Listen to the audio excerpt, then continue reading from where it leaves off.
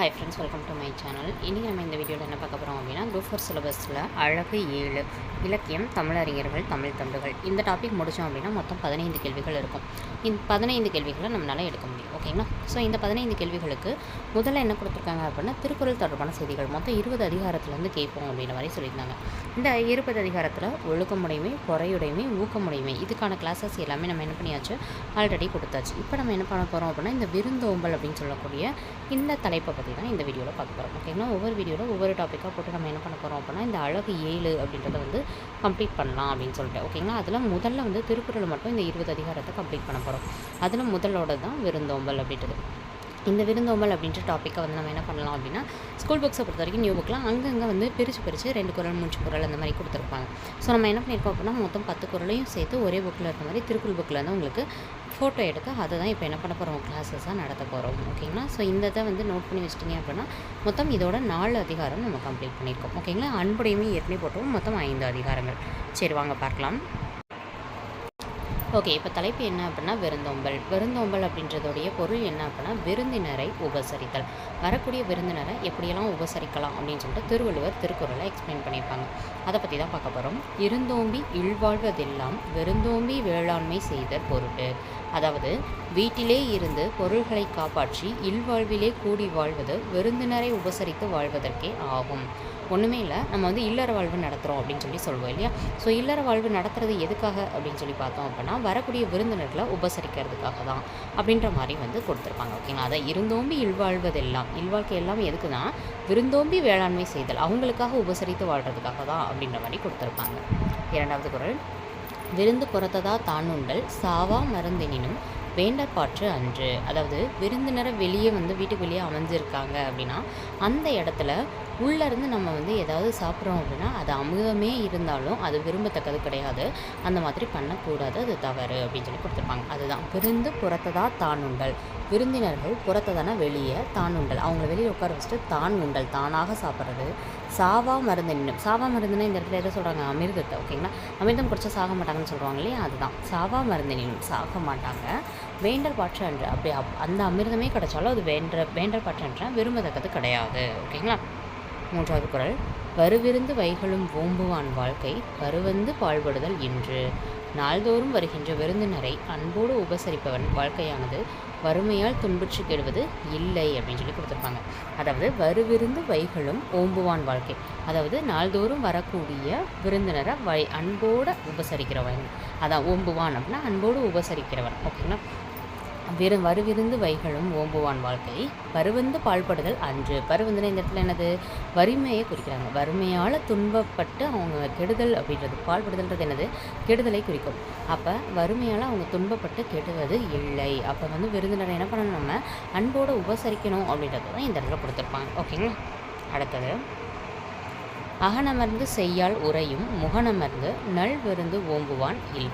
இனிய முகத்துடன் விருந்தினரை உபசரிப்பவன் வீட்டில் மன விருப்பத்துடன் லக்ஷ்மி வாழ்வாள். அதாவது ஒருத்தர் விருந்தினரை வந்து நம்ம உபசரிக்கணும் அப்படின்னா அதை மனதார உபசரிக்கணும். ஓகேங்களா? அதுதான் சொல்லியிருப்பாங்க. இப்போ மன விருப்பத்தோடு நீ வந்து உபசரிக்கிற அப்படின்னா உங்கள் வீட்டில் வந்து லக்ஷ்மி, அதாவது செல்வத்தை கொடுக்கக்கூடிய லக்ஷ்மி தெய்வமானவள் இருப்பாள் அப்படின்னு சொல்லி கொடுத்துருப்பாங்க. ஃபர்ஸ்ட் பாருங்கள், அகன் அமர்ந்து செய்யாள் உரையும் முகன் அமர்ந்து. அப்போ என்ன சொல்லியிருக்காங்க, அகன்னா மனசார செய்யணும், அகனமர்ந்து செய்யாள் உரையும் முகனமர்ந்து நல்விருந்து ஓம்புவான் இல். ஓம்புவான்னா அந்த இடத்துல வந்து உபசரிக்கிறவனுடைய வீட்டில், இல்னா வீட்டில்னு அர்த்தம். ஓகேங்களா? வீட்டில் வந்து யார் இருப்பாவான், லக்ஷ்மியானவள் வாழ்வாள். அது அகனமர்ந்து செய்யாள் அப்படின்றவர், லக்ஷ்மின்றவர் வாழ்வாள் அப்படின்னு கொடுத்துருப்பாங்க. ஒரு எடுத்துக்காட்டுக்கு இது எப்படி கேட்கலாம் அப்படின்னா, கொஷின் எப்படி கேட்கலாம் அப்படின்னு டவுட் வரும் இல்லையா? ஸோ என்னென்னு கேட்கலாம் அப்படின்னா, மன விருப்பத்துடன் லக்ஷ்மி எந்த வீட்டில் வாழ்வாள் என வள்ளுவர் கூறுகிறார் அப்படின்னா, இனிய முகத்துடன் விருந்தினரை உபசரிப்பவன் வீட்டில். இதுதான் பதிலாக இருக்கும். ஓகேங்களா? வாங்க பார்க்கலாம். வித்தும் இடல் வேண்டும் கொல்லோ விருந்தோம்பி மிச்சில் மிசைவான் குளம். அதாவது விருந்தினரை உபசரித்தபின் மிகுந்ததை உண்பவனுடைய விளைநிலத்திலே விதை இடுதலும் வேண்டுமோ பிறர் ஒத்துழைப்புடன் மிகுதியாய் பயிர் விளையும். இதுதான் இதில் சொல்லக்கூடிய மறைமுகமான கருத்து. அதாவது என்ன அர்த்தம் அப்படின்னு சொல்லி பார்த்தோன்னா, இப்போ நீ விருந்தினரை நீ என்ன பண்ணிட்ட, உபசரிச்சிட்ட. மீதி தான் உங்கள் வீட்டில் மிகுந்ததை அப்படின்னா மீதி. ஓகேங்களா, விருந்தினர் உங்கள் வீட்டுக்கு வந்துட்டு போயிட்டாங்க, அதில் மீதி இருக்கக்கூடிய சாப்பாடை தான் நீ சாப்பிட்ற. அது கம்மியாக தான் இருக்குது, கூட இருக்குது, சில நாள் இருக்கும். ஓகேங்களா, அந்த மாதிரி மீதி இருக்கிறது தான் நீ சாப்பிட்ற அப்படின்னா உன்னோட விளை நிலத்தில், ஓகேங்களா, நீங்கள் விதை நிலம் வச்சுருக்கீங்க அப்படின்னா அந்த விளை நிலத்தில் நீங்கள் விதை போட்டு தான் பயிரிடணும்னு இல்லை. நீங்கள் கொடுத்தக்கூடிய அந்த வரி உபசரிப்பு உங்களுக்கு என்ன பண்ணும், நிறைய ஒத்துழைப்போட பயிர் நிறைய விளையும். நீங்கள் விதை போட்டு தான் வளரணும்னு இல்லை அப்படின்ற மாதிரி சொல்லியிருப்பாங்க. அதான் வித்தும் இடல் வேண்டும். வித்தும்னா இந்த இடத்துல வித்துனா விதை. ஓகேங்களா, விதை இடல் வேண்டும். கொள்ளோ விருந்தோம்பி மிச்சில் மிசைவான் குளம். விருந்தோம்பி அதாவது விருந்து கொடுத்ததுக்கப்புறம் மிச்சம்னா மிச்சம் இருக்கக்கூடியதை மிசைவான் குளம், மீதி இருக்கக்கூடியதை சாப்பிட்றவன் விதை போட்டு தான் அவன் விளைநிலத்தில் வளரணும்னு இல்லை, அதுவாகவே வளரும் அப்படின்னு சொல்லிட்டு கொடுத்துருப்பாங்க. ஓகேங்களா, மொத்தம் இதெல்லாம் 5 குறள் முடிச்சிருக்கோம். இப்போ அடுத்த 5 குறள் பார்க்கலாம். 6வது குறள் பாருங்கள். செல்விருந்து ஓம்பி வருவிருந்து பார்த்திருப்பான் நல்விருந்து வானத்தவர்க்கு. அதாவது செல்லும் விருந்தினரை உபசரித்து வருகின்ற விருந்தினரை வரவேற்க வழி பார்த்திருப்பவன் வானுலக தேவர்களுக்கு நல்ல விருந்தினன் ஆவான். பாருங்களேன், செல் விருந்து ஓம்பி, அதாவது ஒரு விருந்தினர் வந்துட்டு போகிறாங்க, அதான் செல் விருந்து. செல்னா செல்லக்கூடிய விருந்தினர்கள். செல் விருந்து ஓம்பி, அவங்கள வந்து உபசரித்து வழி அனுப்பிச்சி வச்சாச்சு. அதுக்கு அடுத்து உள்ளே வராங்க, வரும்போது வருவிருந்து பார்த்திருப்பான். அடுத்து விருந்தினர்கள் வர்றாங்க அப்படின்னா அவங்கள வரவேற்கிறதுக்கு தயாராக இருக்கிறவன், அதான் வருவிருந்து பார்த்திருப்பான். நல்விருந்து வானத்தவருக்கு, அப்படி இருக்கேன் அப்படின்னா அவன் யார் அப்படின்னா நல்விருந்து வானத்தவர். வானத்தவர் இந்த இடத்துல யார் சொல்கிறாங்க, தேவர்கள். இப்போ தேவர்களுக்கு அவர் ஒரு நல்ல விருந்தினன். ஓகேங்களா, அப்படின்னு சொல்லி கொடுத்துருப்பாங்க. அப்போ இதில் என்ன சொல்கிறாங்க, நம்ம விருந்தினரை வந்து அவங்க போகும்போது உபசரித்து அனுப்பணும், அடுத்து வர்றவங்கள ரெடியாக வரவேற்கிறதுக்கு தயாராகவும் இருக்கணும். அடுத்து இணைத்துணை தென்ப, அதாவது இணைத்துணைக்கு என்பன்ற மாதிரி வரும். ஓகேங்களா, இணைத்துணை தென்பது ஒன்று இல்லை, விருந்தின் துணை வேள்வி பயன். அதாவது இதில் என்ன சொல்ல வராங்க அப்படின்னா, விருந்தினரை உபசரிக்கும் வேள்வி பயன் இவ்வளவுதான் என்று ஒரு அளவு இல்லை. விருந்தினரை தகுதியை சார்ந்தே விருந்தின் பயன் அமைகிறது. அதாவது என்ன அர்த்தம் அப்படின்னு சொல்லி பார்த்தோன்னா, விருந்தினரை இப்படியெல்லாம் தான் உபசரிக்கணும், இவ்வளோ அளவுக்குள்ளே தான் உபசரிக்கணும், இதுக்கு மேலே நீங்கள் உபசரிக்க தேவையில்லை அப்படின்னு சொல்லிட்டு எந்த ஒரு குறிப்பிட்ட அளவுமே கிடையாது. ஓகேங்களா, இணைத்துணை தென்பதொன்று இல்லை, அதாவது நம்ம எவ்வளோ கவனிக்கணுன்ற ஒன்று இல்லை, தென்பதொன்று இல்லை அப்படின்னா ஒன்று இல்லை, அப்படி ஒன்று இல்லவே இல்லை. விருந்தினரை இவ்வளோ தான் உபசரிக்கணும், அதான் இணைத்துணை தொன்பது ஒன்றில்லை அப்படின்றது.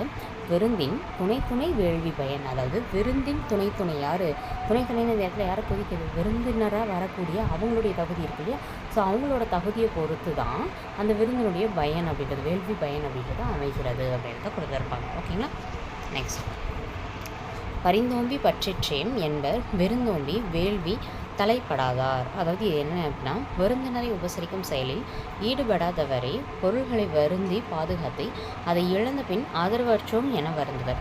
அதாவது இதில் என்ன சொல்லியிருக்காங்க அப்படின்னா, விருந்தினர்கள் யாராச்சும் வந்தாங்கன்னா சாப்பாடில் போ அப்படின்னு சொல்லிட்டு நிறைய பேர் சொல்ல தான் செய்வாங்க.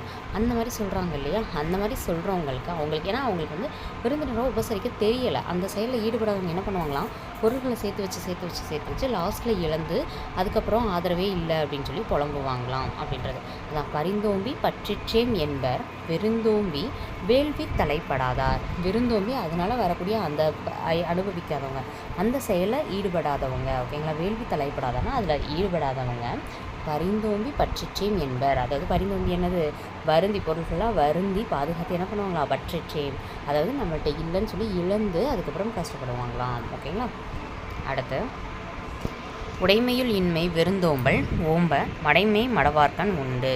அதாவது என்ன சொல்லியிருக்காங்க அப்படின்னா, செல்வம் உள்ள பொழுது வறுமை என்பது விருந்தினரை உபசரிக்காத அருமையாகும், அவ்வறியாமை அறிவில்லாதவருக்கு மட்டுமே உண்டு.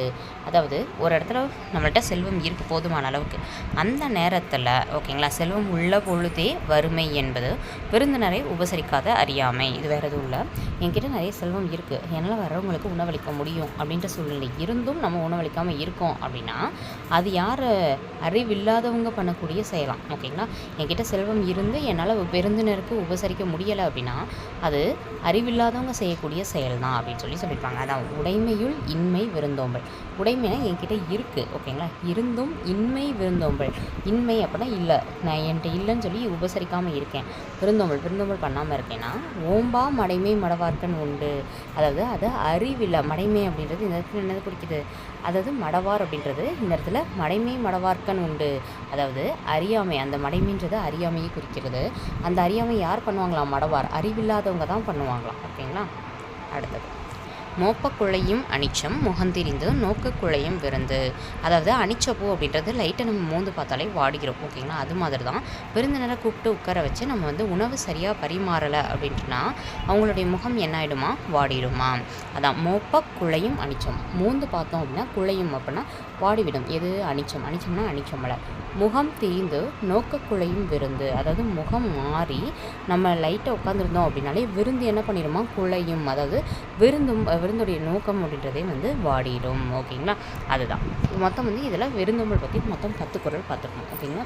அதாவது குறள் பார்க்கும்போது என்ன இது இப்படி இருக்குது அப்படின்னு தான் தோணும். ஆனால் வந்து அங்கே ஈஸியாக என்ன பண்ணிடலாம். இப்போ எக்ஸாம்பிளுக்கு எப்படி கேட்பாங்க அப்படின்னா, விருந்தினரின் முகம் எப்போது மாறும் அப்படின்னா நமது முகம் மாறினால். இதை வந்து எது கூட கம்பேர் பண்ணி வள்ளுவர் சொல்லியிருக்காருன்னு கேட்பாங்க. இது அனிச்சம்பூ. அப்போ என்ன பண்ணணும், நம்மளுக்கு ஃபஸ்ட்டு குறளோட பொருள் தெரியணும். குறளோட பொருள் தெரிஞ்சிச்சு அப்படின்னா நம்மளால் என்ன பண்ண முடியும், ஈஸியாக அட்டன் பண்ண முடியும், ஓகேங்களா. இப்போ இந்த வீடியோ பிடிச்சிருந்துச்சு அப்படின்னா லைக் பண்ணிக்கோங்க. யூஸ்ஃபுல்லாக இருந்துச்சுன்னா சப்ஸ்கிரைப் பண்ணி பக்கத்தில் பெல்லைக்கானே கிளிக் பண்ணி வச்சுக்கோங்க. இதை தொடர்ந்து ஃபாலோ பண்ணிங்கன்னு நினச்சிங்கன்னா நம்ம டெலகிராம் சேனலில் அடுத்தடுத்த குறள் வந்து போடும்போது நம்மளோட என்ன பண்ணுவோம், டெலகிராம் சேனலில் ஷேர் பண்ணுவோம். அதில் ஜாயின் பண்ணி வச்சுக்கோங்க, ஓகேங்களா. நம்ம சேனலை சப்ஸ்கிரைப் பண்ணிட்டு பக்கத்தில் பெல்லைக்கானையும் கிளிக் பண்ணி வச்சுட்டு லைக் பண்ணிட்டு ஃபாலோ பண்ணுங்கள். அடுத்தடுத்த வீடியோக்குள்ளே சந்திக்கலாம். நன்றி, வணக்கம்.